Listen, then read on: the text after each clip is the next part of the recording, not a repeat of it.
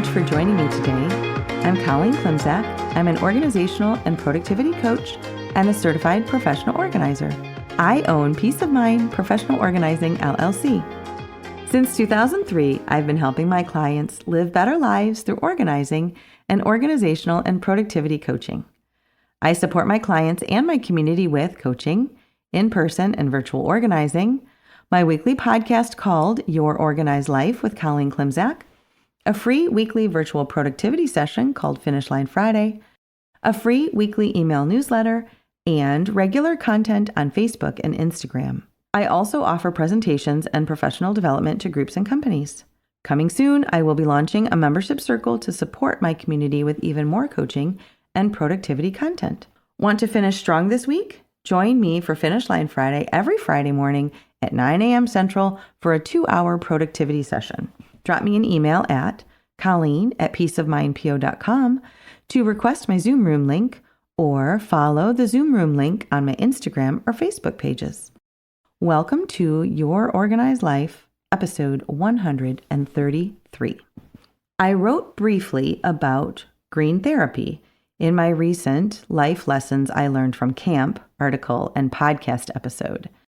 A few of you reached out to me, thank you for that, to say that the idea was impactful for you. And I reviewed my article archives and realized I have not written specifically about green therapy.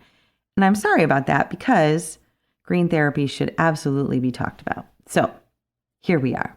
In my recent article and episode, I mentioned as one of life's lessons that we learn at camp, the importance of being out in nature. There's a concept called green therapy. It's an acknowledgement that we all feel better when we spend at least a little time in nature or have the influences of nature around us. Spending time outside can be good for us, and outside in nature is best. Per allintherapy.com and carepatron.com, green therapy, sometimes referred to as ecotherapy or nature therapy, is, more importantly, the therapeutic application of the natural world to promote both physical and emotional well-being. Spending time outside and in natural environments have been clinically proven to improve our mood and boost our feelings of happiness and contentment, to improve our brain function, our cognitive function, to improve our physical health, and also to improve our mental health. Per the websites that I just mentioned, time in nature lowers cortisol levels, which is our stress hormone. It also has been known to lower our blood pressure and heart rate, indicating a decrease in stress overall. And these benefits may be because, per the website, of the sensory experiences that nature provides, like the sound of birds chirping, or the sight of greenery, or the feel of a gentle breeze, or the sun on our skin. We can extrapolate more objective reasons for the boosts too. For example, being outside introduces cleaner and more oxygenated air for our mental and physical health. Very often, we are outside for physical activity, which also obviously improves our physical and mental health. In addition, we often engage in outdoor activities with friends or family, which boosts our moods and our mental health, that feeling of community, right? And finally, being outside in sunlight can activate vitamin D, an important vitamin for health that's often difficult to get through our food choices. Go back in time with me for a little bit, right? We need to remember that cultures have understood the benefits of green therapy for millennia, even if they didn't always call it that. And until we started spending more time inside in the last few hundred years, our days were immersed in green therapy and we didn't even have to think about it. But somewhere along the way, we stopped spending 12 or more hours a day outside and also stopped paying attention to the rhythm of nature. So as cities grew and pollution grew along with them, doctors prescribed going to healthier climates or to the countryside or the seashore to help patients manage chronic conditions.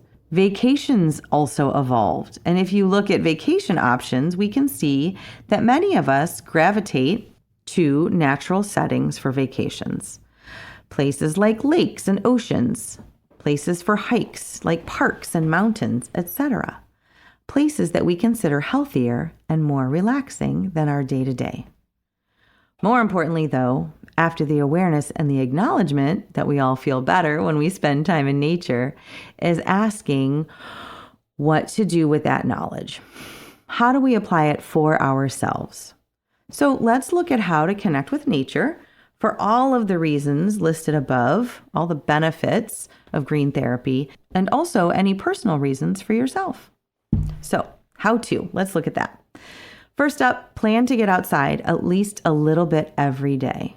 Being outside in the sunlight first thing in the morning helps us to sleep longer and better at night. Being outside in the midday sun boosts vitamin D production.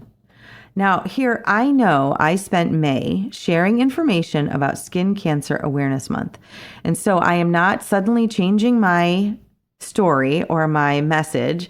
I am not encouraging everyone to spend hours in the midday sun. It is the most effective time to activate our vitamin D synthesis, midday, meaning noon, but we are talking small increments without promoting skin damage. Healthline.com suggests 5 to 15 minutes 3 times a week, and you can still wear sunscreen. So being outside boosts that vitamin D. That makes us feel better all over. We can also consider planting a garden or even just a few plants in a pot in your yard and make a daily habit of tending and watering them. See, 5 minutes of green therapy just in watering your outdoor plants. If an outside garden doesn't work for you or doesn't really sound like fun for you, tending houseplants or an indoor herb garden can also reap the benefits of green therapy.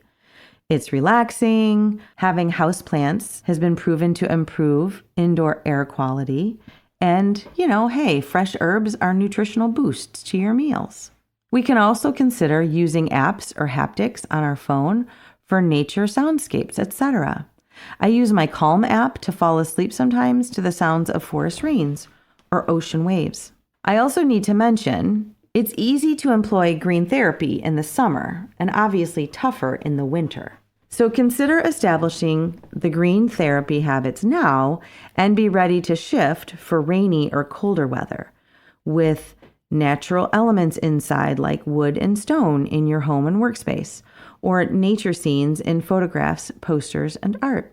And finally, as we're looking at green therapy, I want to talk about mindfulness. We can use mindfulness when we're outside to maximize those therapeutic applications of nature around us. Even if it's just walking to your car or between buildings. This does not have to be complicated, my friends. So, some ways to bring mindfulness out the door with us into nature. First of all, stop. Look around and see the natural elements around you. Trees, is it sky? Is it, what is it? Plants, grass. It can even be manicured beds or, pots outside of buildings, but look around and see those natural elements around you. Notice the green trees and the green grass, but also the different shades of green. Look around in your space until your eye notices a pop of color and appreciate that too. You can also stop and look around or listen for signs of life. So maybe it's birdsong, maybe it's squirrels or bugs. Maybe it's the rabbits in my alley and backyard that I always talk to when I go out to water my garden. We can also, when we're outside, listen for the wind or feel it in our hair or on our skin. We can breathe deep while we're outside. I know I've talked about square breathing, so take a few minutes or even just a few moments to close your eyes and do some square breathing. 60 seconds. It's a great little mini vacation. Also, you could look at a tree and imagine that all we see above the surface is also below the surface. And imagine those roots spreading through the earth and collecting nourishment for growth. And if you have a few extra minutes, you can walk barefoot in the grass or stand on the ground and imagine your own roots like a tree, pulling nourishment from the earth as well. So let's review. Green therapy is based on acknowledging that we all feel better when we spend at least a little time in nature or have the influences of nature around us. More than the acknowledgement, though, are the specific and objective ways that being in nature helps us by improving our physical and mental health and using that knowledge to actively make our lives better and healthier. We looked at easy and actionable ways to work in green therapy to our days for those benefits. And And we finished off with mindfulness ideas to take with you out the door. Support around living your best life and getting the right things done, including how to apply green therapy to your life, is what productivity coaching is all about. If it's time to invest in yourself and explore coaching for organizing and productivity, I would love to hear from you. Drop me a line via email at colleen@peaceofmindpo.com or message me through my social media platforms like Facebook, Instagram, or LinkedIn. Thanks so much, and talk to you next week.